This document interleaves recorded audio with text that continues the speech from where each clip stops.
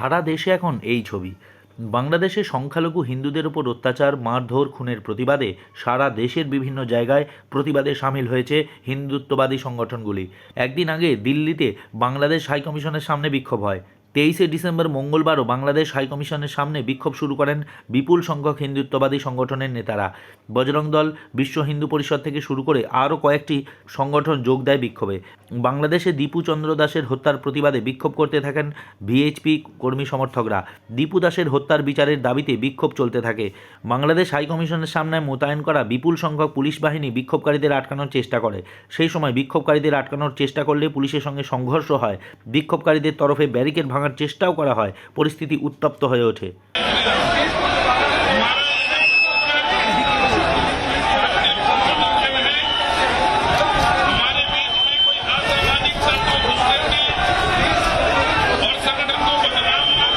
हमने किसी को कुछ किया है? ये भारत सरकार से मैं विनती करती हूँ कि बांग्लादेश पर जल्दी से जल्दी आक्रमण किया जाए। हम जान देने के लिए भी तैयार है।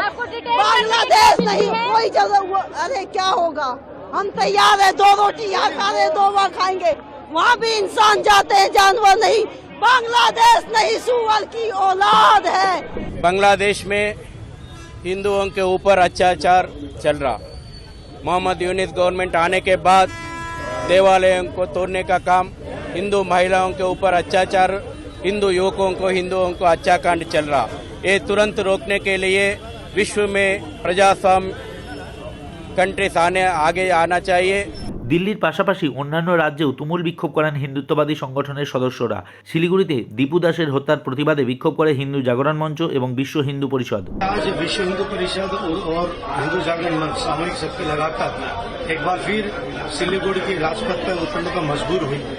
सभी हिंदुओं से आह्वान किया गया और पूरा भरपूर समर्थन मिला। इसका मुख्य उद्देश्य है हमारे हिंदू भाई दीपू चंद्र दास का निर्मम हिसाब से हत्या हुई, उनको आग के हवाले कर दिया गया।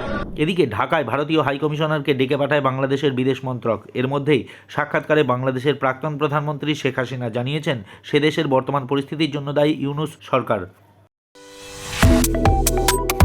Subscribe to One India and never miss an update. Download the One India app now.